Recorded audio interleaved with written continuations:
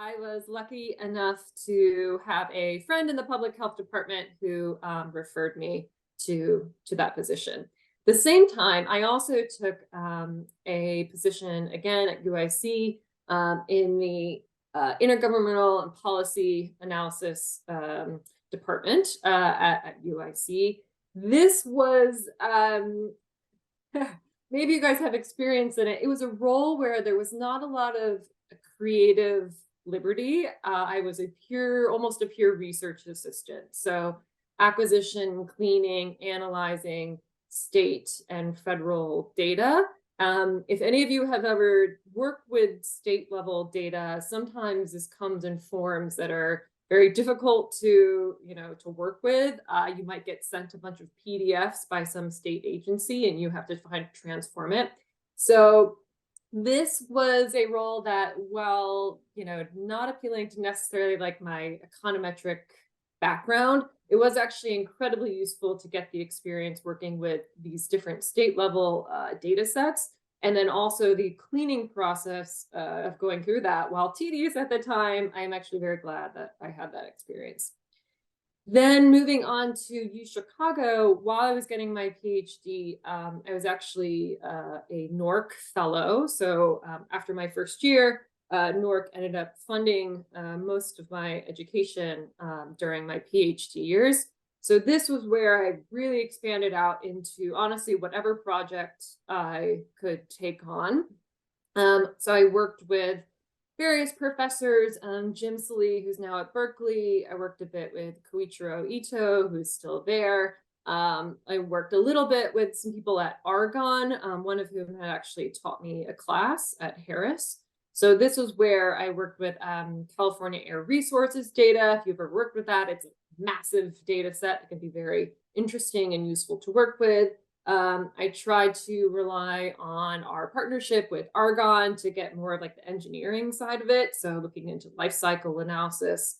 And then of course, as I'm sure many of you are interested in, working with individual professors to study energy efficiency, energy pricing, some of my own projects, impact of natural disasters, etc.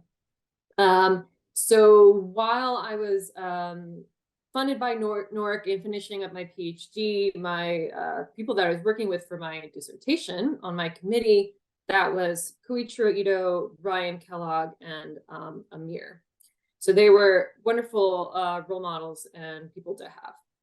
Then actually right after that, Harris hired me in 2019. So I received my PhD. And then that fall, I was working as assistant professor, first a lecturer, and then a non-tenure track professor. And that was where I expanded quite a bit into cost-benefit analysis, a little bit into industrial organization, etc. Continued my own research, but then also started to take on more mentoring and collaboration roles. Finally, before my most recent one, after the pandemic kind of let up a little bit, I decided to move with my husband to the West Coast. So completely upended everything. And I left Chicago after about 8 years of being there. And I took a position with the University of Washington Research Center there, doing kind of education, but also education and health related analysis, working a little bit with the Bill and Melinda Gates Foundation, etc. So I only did that for a short amount of time before I'm in my present position. So I am happy at the end of this to talk through some of these positions or how I got these positions, etc. But I will just give you a brief snapshot of some of the types of projects I did. I think almost all of these were while I was at UChicago. So some of them turned into papers and some of them turned into bigger projects that I might not have been like a main author on. But what I will say is that even if you do a research project and you're on it for 6 months or whatever it might be, keep it along with, if you have a graphic or just a little blurb on that project, keep it in a sort of research portfolio, because this can be something that's really good to draw upon when you're interviewing with potential employers, and you can give really concrete examples of the type of work that you've done. So I've looked at the risk market in the catastrophe bond market, looking at the impacts of catastrophic, devastating weather events, energy efficiency in the durable goods market. That was with Professor Ito. In Japan, looking at disaster mitigation and different types of finance. Another one was using ComEd hourly pricing data and running a simulation, like a welfare simulation, with households that had distributed generation. I think I mentioned the California Air Resources Board data, which was a huge project, and looking at impact of regulations and like the regulatory impact analysis, et cetera. And then also, not unrelated to environment or energy, also looking at like tax increment financing, but again, using this kind of state level, very, very messy data. Now, all of that has led me to recently, I think I started this position with the Department of Transportation in the end of last spring. And you might ask yourselves, well, why? I've pretty much been in academia most of my working career, being a student, getting my master's, PhD, and then being a professor. So why move to government? And I have all these reasons listed, which are all really good. But to be totally honest, it was because when I was teaching, I started to get a lot of questions about how all of this theory, whether it's cost benefit analysis or political economy or et cetera, how this is all enacted in policy. Like, why don't we see carbon taxes everywhere, et cetera? And, you know, I could give an answer to that, but to be practical, I didn't really have practical experience in government, in policymaking. So I wanted to gain this experience, one, to have a better idea how it's actually enacted, how all this theory and research we work on filters down. But then two, there are a bunch of other really, really good things about the government if you're considering working in that area or even doing like a summer internship in that area. So one, in my particular department, I'm lucky that current research, peer-reviewed research, is actually being enacted into policy. Like, we regularly go through all of the research that's coming out and we say, how do we actually bring this in and update our models and update all of our literature and what we're writing in order to enact this. Second, it is actually a great chance to impact methodology. I'll maybe talk about this in a couple more slides, but for example, I taught a cost benefit analysis class at Harris for a few years. And one of the things that we talked about is the fact that, well, inherently cost benefit analysis is like formed on a utilitarian framework, right? It's one individual counts as weight equal to one, right? We add everybody up and we sum together all of the welfare and put it in one big pie. And they might have some issues with that in terms of how policy is enacted if you're interested at all in like equity or justice or environmental justice, for example. Like, who is impacted by what policy? How do the winners compensate the losers, or do they not? And this was always a big question with CBA when we just look at net benefits and net cost. And, you know, I could point to the research to say, well, here are ways we can deal with this in a CBA framework, but I didn't have any actual tangible examples of doing that in government policy. However, just, I will say 2 months ago, the executive branch came out with some additional rules for how all the various departments need to conduct cost benefit analyses. And some of those additional rules relate to this idea of equity, fairness, looking at particularly disadvantaged groups and thinking about how to estimate costs and benefits for those groups and then accumulate them rather than just like lumping everybody together in one big pie, effectively. And I had some really great suggestions for the methodology that I discussed with my students, but weren't actually enacted in policy. And now in my own department, I'm one of the people who gets to talk about how do we bring this in this massive law that we're writing. So it feels pretty good to try to bring in these things that I care about into something that has, huge economic impact. For those of you who have started to do your own research, I will say that the type of research questions you're dealing with in government, they're certainly different. It is nice in some way that you have a lot more practical limitations you have to deal with. So you still have these really interesting research questions within your department or whatever area you're working on. However, your limitations may be due to, time limitations, the data that you have available, or a more focused question, right? So it's nice to kind of brainstorm these broad, really important economic theory questions. And sometimes you have the chance to do that, but more likely your research questions are a little bit more focused, which can actually help you in the long run be more productive on that. Another one is in my role, I have a hand in writing laws and informing the public with my writing. So I am going to be one of the authors of this regulatory impact analysis that we're writing, the technical support documentation, so increasing clarity for that, something that, at the federal level, people will actually see. This was a big one, a big draw for me. So experience what actually happens between Congress passing a law or some sort of mandate, and then the impact that it has on the consumer or a manufacturer. So you get to see a bit of how the sausage is made. I know that's kind of a weird phrase, especially I'm a vegetarian, so I don't really want to see how the sausage is made, but you get to see that in this context. So you see what is written down, what the lawyers say in terms of how this is enacted. You do whatever statistical modeling and read into it. You're working with other agencies. For me, it's EPA and it's DOE. Bringing that all in, you see this back and forth, the decision-making that is made, and then, out pops whatever your final rulemaking product is.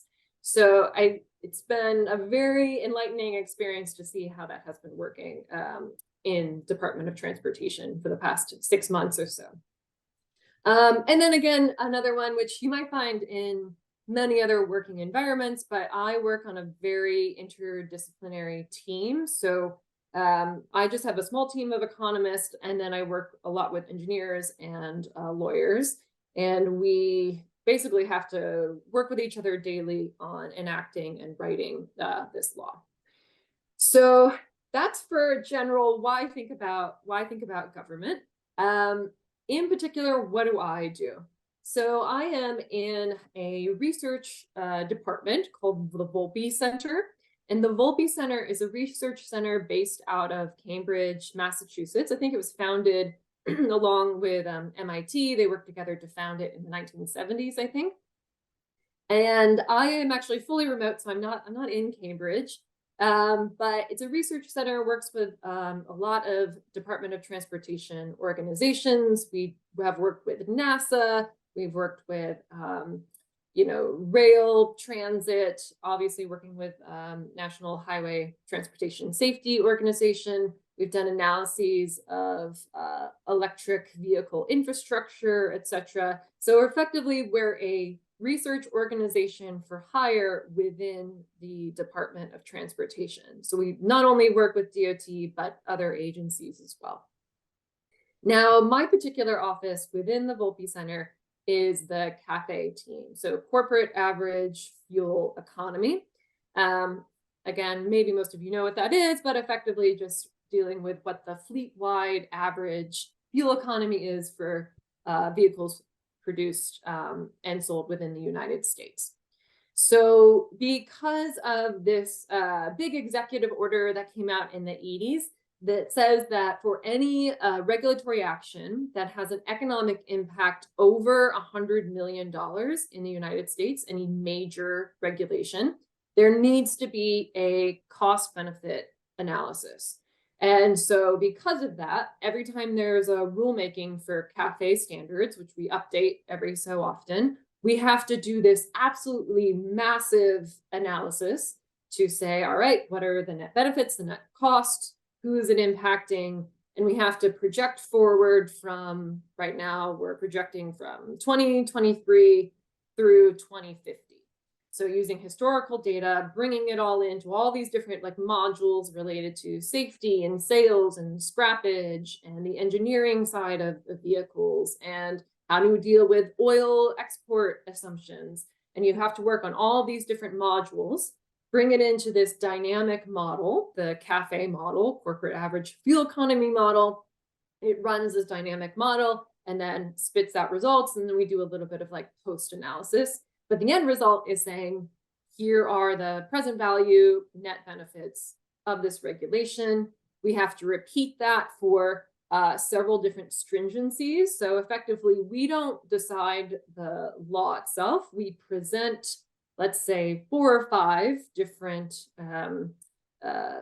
options, stringencies we call them, but different options, and say, okay, we will present to Pete Buttigieg, here are 4 options or different stringencies for this law. Here are the present value of net benefits for each of these 4 stringencies. Here are some issues in each one of them. Let's talk which one is enacted. And then, the higher ups make that decision. So it's a very complex program currently.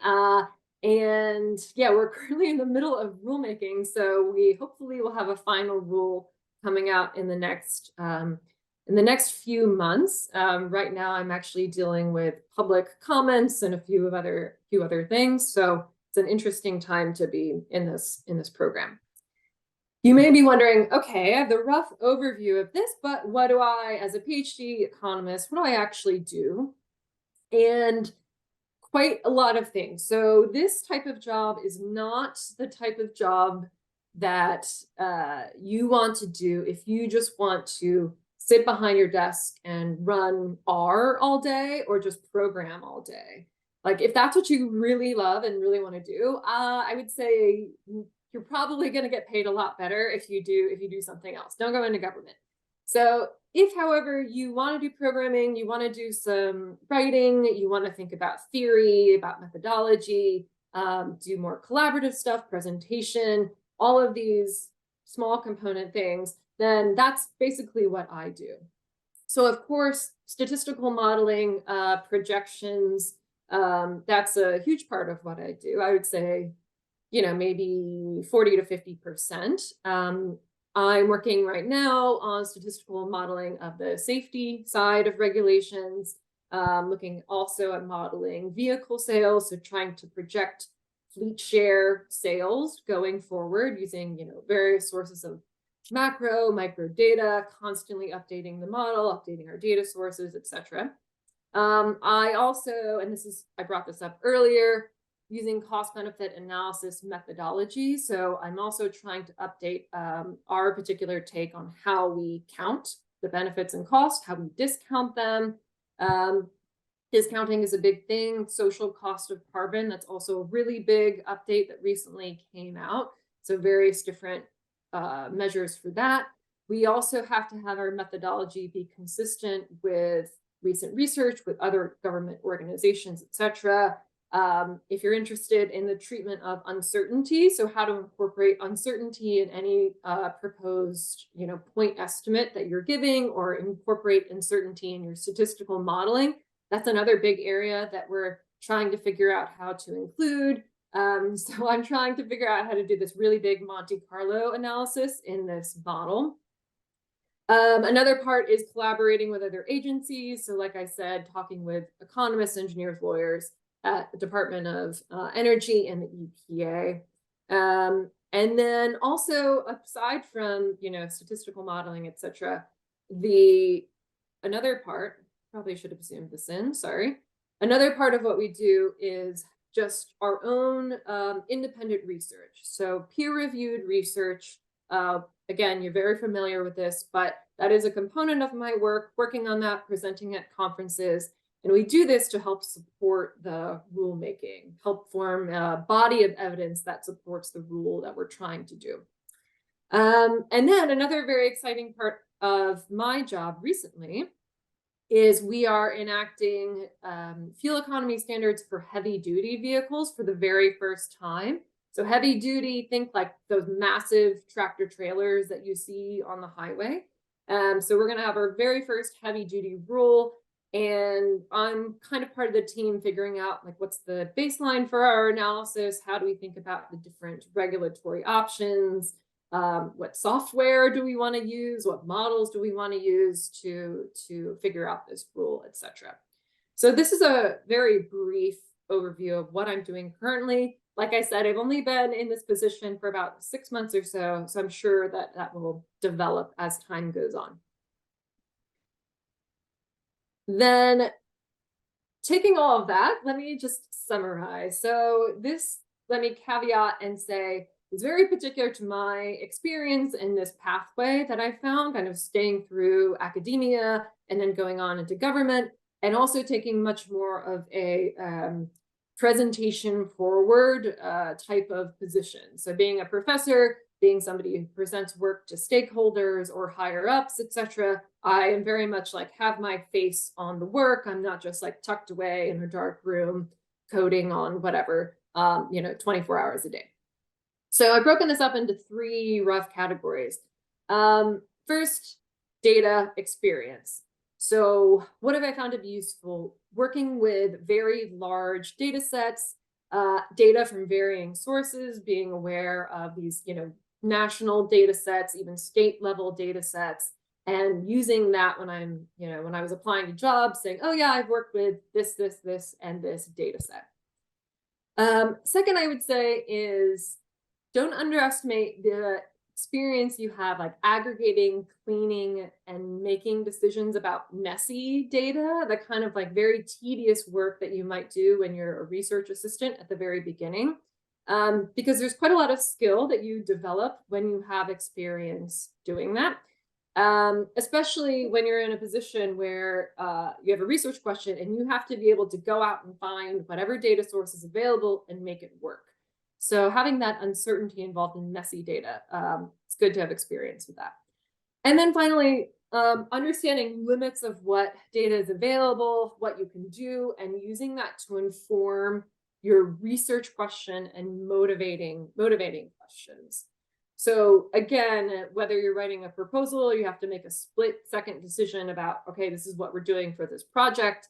Getting that experience with like, all right, let's cross out these ideas just because we practically can't do it in the time that we have available. I think it's also a very, very good skill. Methods, I'm not going to go super into this because you probably heard this, and I'm sure you guys are already have many classes that you're signed up for. Causal descriptive analysis, obviously, I found it always important to have experience with non-parametric analysis. Also, I didn't write it down here, but having an understanding of machine learning, I don't use it particularly in my area currently. I have used it in previous areas, but again, understanding machine learning is pretty important. Another thing I will say is, so feeling confident exploring a data, and I'm saying understanding its shapes and patterns. Maybe I'm a very visual person, but when you get a data set and you have a rough idea of what you want to study, knowing how to go in and just explore the data before you even run a regression. So understanding rough patterns, what it looks like. Maybe you're the type of person that needs to see 20 different graphs of the data before you can come up with an informed question. So just being able to, whether it's like non-parametrically or looking at interesting summary stats, just playing with the data a little bit and trying to understand its structure, shape, even like the power you can get out of it before you even run, that first regression. Simulations. So I discussed Monte Carlo earlier, but I've found them incredibly useful in many different types of projects. So being able to run a quick simulation, set your parameter for a couple distributions or whatever it is, being familiar with that has been helpful. And then, oh, I hate to say this, maybe if you stay in academia, this is not going to be a thing, but in government, being actually able to use Excel fairly sophisticated, like in a very sophisticated way, is actually pretty important. I am lucky that the people that I work with in my job, the other economists, we all use R, some people use Stata. But when we're working with some of the higher ups, some of the engineers and lawyers, they know Excel. So we have to be able to translate what we're doing into something that they can work with. So it's just, that's just the way it is. So being able to understand and work with it, that's also been useful. Other things I found, just this other category here, I already talked about cost benefit analysis. If you're in any sort of government work, or even not, it's a great class to take. I highly recommend it.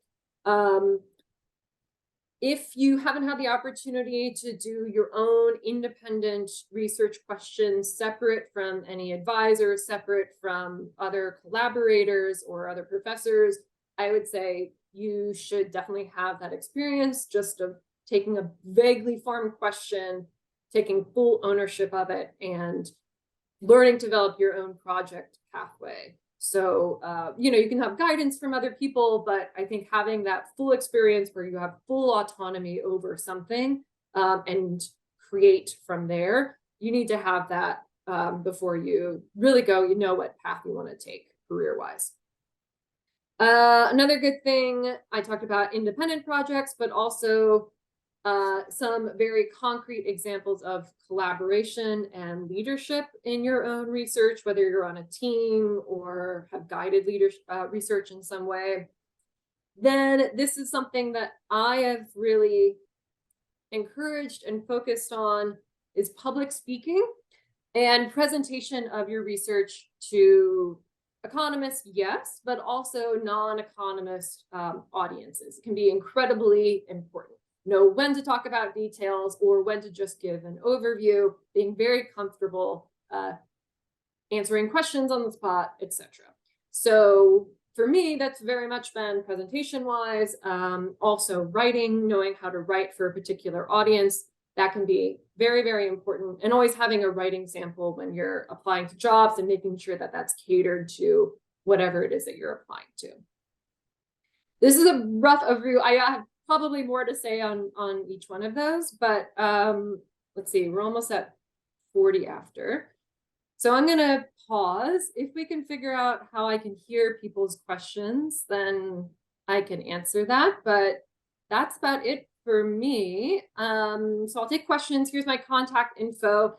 Happy to do one-on-ones or emails with people if you would like. I have stayed in contact with some of my former UChicago students, so always happy to answer questions. I can also go back to particular slides and talk more there. So that's it.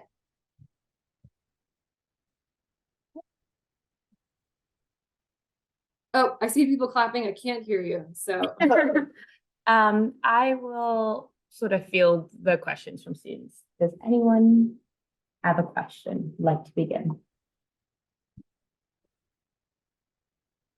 Yeah. Hi, thank you for the presentation. It looks like you've worked in a lot of different research areas and a lot of different areas from health to energy and all sorts of different areas. Did you ever feel the pressure to specialize, or how are you able to work on so many diverse kinds of projects within your career? I think I heard that. Just one, was there any pressure to specialize, and then the two diverse topics? Was that roughly it? Okay. Yeah. Yes, that is a great question. I think, let me caveat this by saying, I think that part of the reason that I have worked in a bunch of various areas in energy, environment, financing, public health, is when I started at UChicago and when I started in this area, one, the field wasn't quite as sizable as it is now. So I honestly took whatever came my way, if it was generally related to energy and environment. So I think one, that it kind of informed what I started to do. But then two, I don't know, I think that also very much hand in hand went with my own personality. Like I was the type of person when I was a professor, I very much enjoyed being able to teach all of these different areas and have background in all of these different areas because I just enjoy that, I suppose. I will say it can be a disadvantage. It's been great being a professor. It's been great working in my current government position because I need to kind of have a feel for all of these different topics. So yeah, it's worked for me. I will say that in one area it was a disadvantage. So let's see, who was I applying with? Oh, yeah, okay. So this is a failed job interview story. So I was applying with Environmental Defense Fund. And I did a whole day of day presentations and back and forth and panels. And I was talking to the head of the department I was supposed to work with, and she is a big expert in this risk related to disasters. And this was a relatively new area for me. And it very much came out of that conversation because I was showing enthusiasm for that area as well as other areas and research questions I had in different areas. But they straight up told me that well, we're looking for someone who has had a research pipeline of 5 years in this one specific area. And while we value you working outside of that, we just, we don't think it's the right fit. We want somebody who's had many published papers in this one area. So as blunt as that was, I did appreciate it because she was very this is what we're looking for. We want an expert in this. And I, as you can see here, I was kind of all over the place. So being a generalist, if I can be a generalist as a PhD economist in energy and environmental economics, being a generalist within that field has worked out for me in what I am interested in career-wise. And I think I don't plan on staying in government for, a decade. I think I want to go on and, experience the private sector and go into other different areas. So it's worked out so far, but I will say that as this field is growing and as there's been higher demand for private industry for this type of position as well, it may be more and more in your favor to specialize if that's what you want. For example, I'm in the Seattle area. There's a lot of tech startups and big tech companies out here, and they're looking for people who are economists who can do sustainable supply chain and sustainable building, that sort of thing. And it's a very specialized area, having a PhD in that area, but they're hiring. So it's hard to predict what is going to be in high demand in 5-10 years time. I'm not sure if that answered your question, but hopefully it helped a little bit. Thank you.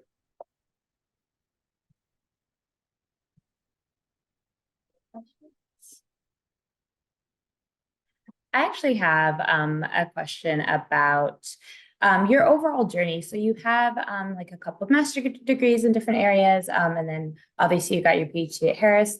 So I wanted to know sort of what brought you to Harris and public policy, how you sort of ended up there, especially as you went on to teach for a little bit and then continued in that area.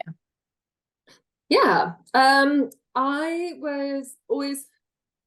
always wanted to be an economist. I don't know if that's true.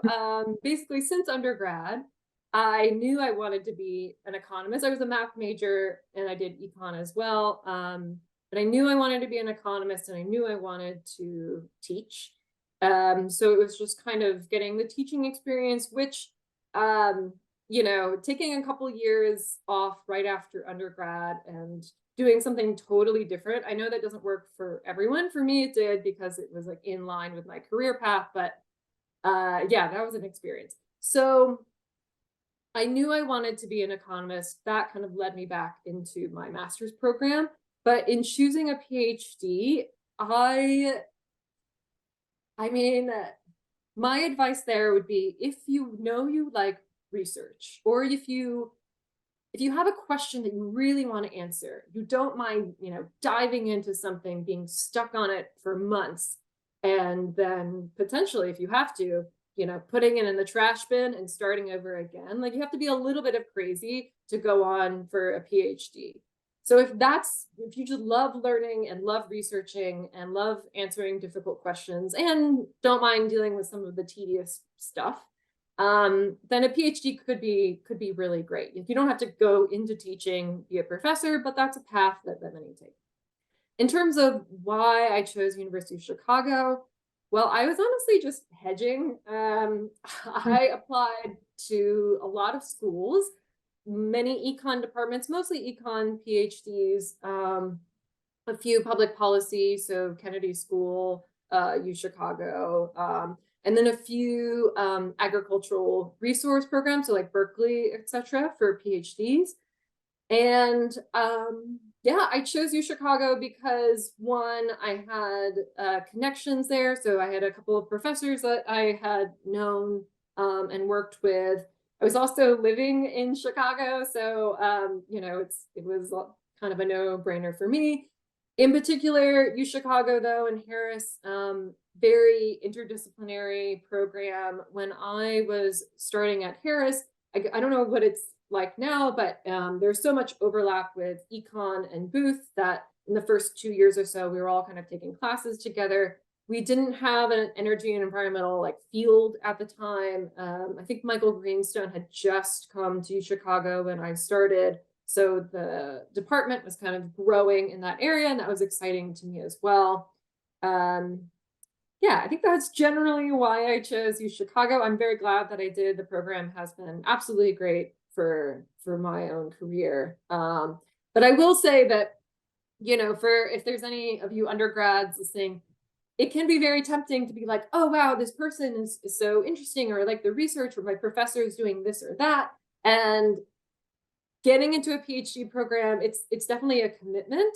And so know that there are other ways you can do research without getting a PhD, but if that's what you choose to do, then you really have to, be willing to dive in, be passionate about it.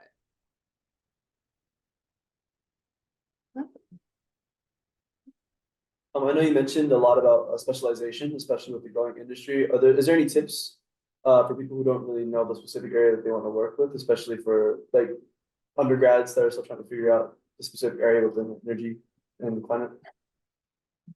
Yeah. So for undergrads, I mean, I guess there's a couple ways you can go about it. One that people will always tell you is take, summer internships or summer jobs or summer research, like just apply and get out there and see if you like it or if you don't. This was one thing that I think I wish I had done more of during my master's and undergrad, and even during my PhD, because I just did research in the summer. One summer I worked with argon, but I wish that in one of those times I had done an internship with a non-academic, non-governmental body. So working for Amazon or something like that, or just to see what it was like in the corporate sphere, because I don't have that experience at all. And I kind of regret, not knowing what that's like. Another route you could take, I suppose the very practical one, it would be just to look at job postings.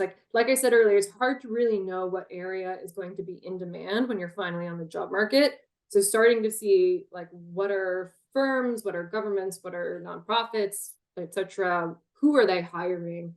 And then digging into that area as well. That might line up nicely with the just exploring during the summer internships. But looking for demand and then following that could be a very practical way to go about it. What else? I mean, I will say that in general, the one thing across all of these experiences that I had, and yes, I know that these topic areas are all they seem pretty different. But if you have good data analysis skills, you can interpret data, you can extract and make inferences from it and have a good idea for, this is a sound research decision or not. I think that can apply across the board, across many different topics, because background, you can, I don't know, like for job applications and interviews, there were many different areas. Like there was one I applied, ended up turning down. It was a nonprofit. What's the name of it?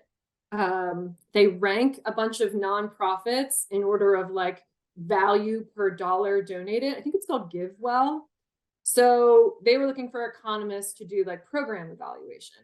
And yeah, I can do program evaluation, but I don't really know anything about nonprofit research into nonprofits and what they go into. I'm not like a development economist, but honestly, 2 days worth of research into the background. I had all of the like methodology down, and I was able to, you know, answer all of their questions, answer their assessment, etc. So I didn't end up going with that job, but I think methodology and experience, very good. Background and like topical, it's also good to have like general experience, but I wouldn't focus too much on that when you're an undergrad. Literally any experience is good. Thank you. Yeah. Yeah, go ahead. You mentioned like other research opportunities outside of like PhDs. Could you like explain what you meant by that? Sorry, can you repeat that or one more time? Yeah, sure. You mentioned like other research opportunities outside of like doing a PhD. Could you explain more what you meant? Oh, yeah, sure. So I guess I can give an example. Well, one, you know, if you can research it as a master's. So if you're an undergrad and there's a master's program that you want to do, you know, one, be careful in what type of master's programs. A lot are more like less quantitative based, but some are very good. So you could research as a master's student. Two, I would say there are paths in jobs that are research oriented. You just have to work up to the level where you're doing the interesting research when you only have an undergrad degree. So, for example, one of the women on my team of economists, she actually started at DOT straight out of undergrad. She did a summer internship in this department that I work in. And then effectively, you know, 5 years or so down the road, kind of followed along the progression of things, got to know the department and the model and the statistics and that sort of thing, where now she's actually conducting a good amount of research. She's not doing advanced econometric modeling because she doesn't have that background, but she is doing, you know, basic analysis in R, researching into data sets and looking at different regulations and putting together proposals and that sort of thing. So that is just a concrete example of, yeah, it might, at the beginning at least, you know, you might get a little bit of the grunt work. But if you just accumulate that experience over time, then you could get up to that level of research. So yes, there's a pathway there. It's putting in time, whether it means getting, you know, a master's degree or not, you know, putting time in through whatever job. I'm trying to think. It's been a while since I've looked at UChicago undergrad research opportunities. But I'm sure someone better informed than me can help you guys out on that. But I will say, if you have any opportunity, whether or not it's like a undergrad thesis or even if it's just a paper in a class, to take an idea, run with it, and continue working on that idea a little bit and stick it in a drawer so that when you apply for a job, you can pull it out and say, here's a really concrete example and here's what I thought about. I would encourage you to do that, even if it's like outside of class. We had one other question. Yeah. Just if no one else has career questions, I'm a tax student and I'm really interested in public transit policy. And so I was just really curious if, I guess on the career side of things, if there's any specific skills to transit policy that you recommend, but also just what exciting research questions you're working on in your work now. I heard the first question about skill set for transit policy, but I didn't hear the second one. Just I'm super curious about your research in transit policy and what you're learning at the Department of Transportation that excites you in that space. Okay, great. Skill sets for transport. So I'm gonna be honest. I got hired into the Department of Transportation, and I'd only ever done one transportation policy research. It was this one looking at California Air Resources Board data on vehicle emissions. And it wasn't even in that project, it wasn't even like there wasn't that involved into transit policy. So I did not have a huge background in that type of policy. I did do research in, like I said, energy efficiency and consumer level behavior and purchase decisions and what else? And pricing decisions and that sort of thing. And I think that was what got me the job more so than, this one area that I had experience with. That said, if you have looked at some of these data sets, I'm sure that would help you in any type of position. So you can get your hand on whether it's like publicly available or find a project that works on that. Just being familiar with that and the major issues related to that can be helpful. I will say with transit, this is maybe more of like an engineering thing, the engineers that work on this, but like network analysis is a bigger area in like the transit research. So I haven't done a lot of work in that, but I know some economists who are. So that can be a big area. Yeah, working with the engineers. And then also, again, maybe the more I say this, I'm like, oh, maybe I did have transportation experience. So I did mention Argonne's GREET model. So it's like a life cycle analysis model. And again, this is thinking about like wheels to well for a car, but also if it's like an electric car, we have to think about where is it charging in the US? And if it's charging, what time of day? And where is that electricity coming from on the grid? Is it from a cleaner source? Is it from coal? Is it from natural gas? So the whole kind of stream of things, maybe a little bit more like engineering side of things. That actually was marginally helpful, I think, has been marginally helpful in my current position. So if there's like an engineering aspect related to what you're interested in that space, that can be useful subject area wise. Other than that, honestly, like data and understanding regulation are the most important for me personally. Then what was the second one? You said areas of my own personal research in the transit area, I think. Yeah, so if we're running out of time, that's okay. Oh yeah. Oh, I'm sorry. I'm talking on and on. I'm happy to talk later on about this, but mostly what I'm doing right now in my job is kind of like updating these statistical models that haven't been touched for years, and there's like better methods and better data, etc. So just bringing